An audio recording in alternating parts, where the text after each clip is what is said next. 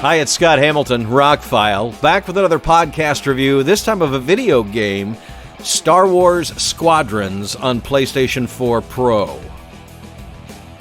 I've been playing Star Wars games since there have been Star Wars. I was 11-year-old when Star Wars came out. My parents took me opening night. Been a fan ever since. As the games came out, some were great, some were not. The Dark Forces games were interesting. Loved X-Wing and TIE Fighter, which were basically simulators where you get to fly X-Wings and TIE Fighters.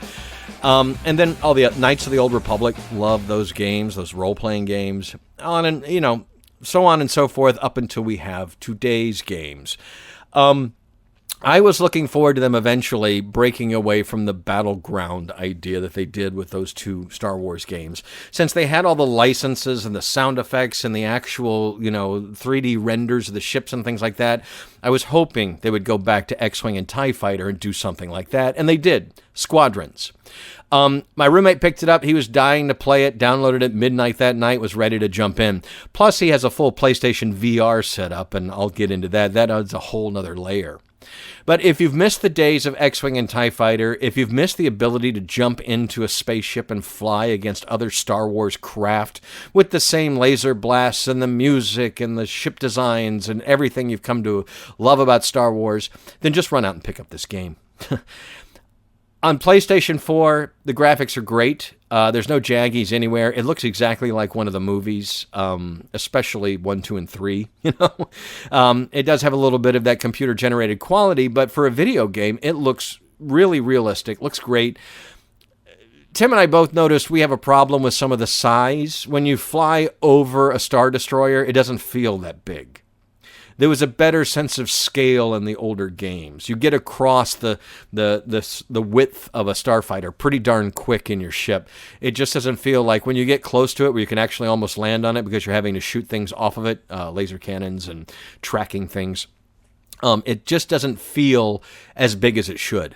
Now, I'll say up here at the beginning, I have not finished the game yet. It's not my game, and in all honesty, I have played more than I expected to play on it. He gave me a couple afternoons. We're like, yeah, go ahead.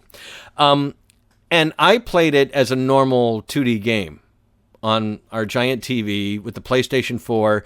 Plays smoothly, plays great. I was able to dogfight TIE Fighters and X-Wings and Y-Wings and everything else greatly. I made it through about 2/3 of the game in just a few days. But I like those kind of games. I like space flight simulators. I was a huge fan of the Wing Commander games. The storylines are great, but I was all about those dogfights, and that's why I had a joystick. And I'm not much into too many simulator-type flying games because they take some of the fun out of it. I like a little bit of arcade action involved with my simulation. There was an Xbox game. Wow, and I just drew a space on it. Used to play it all the time. Kind of a futuristic biplane game. Anyway, I'll get back to it. I just like a little bit of arcade with my flying simulation. A full-blown simulator to simulate what it's like to fly a plane is just not that fun to me. And I like Star Wars games. So put it together, I've had a blast so far and plan to continue playing the game. With VR, and I did try it out with VR, that adds a whole nother level. It's still the same great game, but now you're in the cockpit instead of looking at the cockpit, so you can look around. And when a ship passes you, instead of turning your ship, you can turn your head and just look and watch him fly past, or a spaceship or a star or sun or whatever. Being that immersive, feeling like you're sitting in the starship, the X-Wing, the TIE Fighter, whatever, just adds a whole nother layer. If you have a VR setup, then I would definitely get this game. Because a lot of VR games are short, and they're mini experiences to a certain extent. This is a full-blown game that also has VR in it. Now, I did notice the other day, I still do a lot of PC gaming, that the game is cheaper to buy on PC, about $39 as opposed to $59 on consoles. I'm not sure why that is, but if you have a PC rig that can run this game, you can save $20 right now.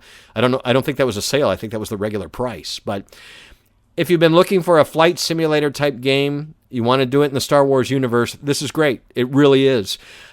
It doesn't have that extra magic sizzle that kept me playing into long hours of the night with things like Wing Commander.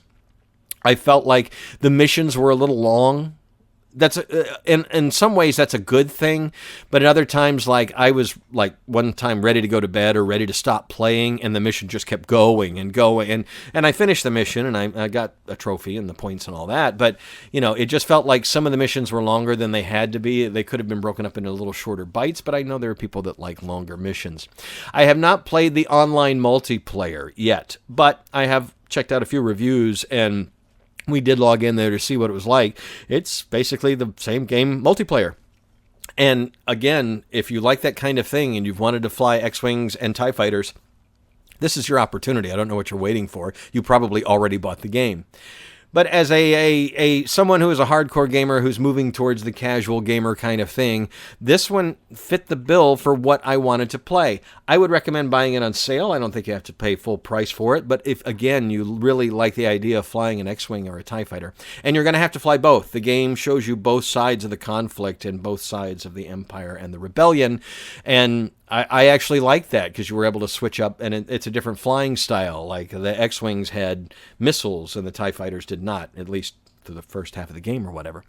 But again, if you're a Star Wars fan and you like that simulator/arcade experience of flying through space and shooting up TIE Fighters and X-Wings, you've probably already bought the game. But I would give it pretty high marks, probably a 7 or 8 out of 10. It's really well done. It feels like the license. It feels like Star Wars. It plays like Star Wars. It sounds like Star Wars. And like I said, there's probably another level of something I'm missing just a little bit, but overall, it's a great experience. And I'm sure there'll be some downloadable content that will... I knew that was coming. So Star Wars Squadrons, I would pick it up for whatever console or PC you're using, and I'm going to go, talk to the dog next door about not barking during podcasts, and maybe he'll understand. I'm Scott Hamilton. I'm ROCKFILE. Thanks for checking out this podcast. Thanks for checking out the links below. Bark, bark, bark, bark, bark. You can't hear that, can you? Yeah, you probably heard that. I'm Scott Hamilton. Thank you for listening.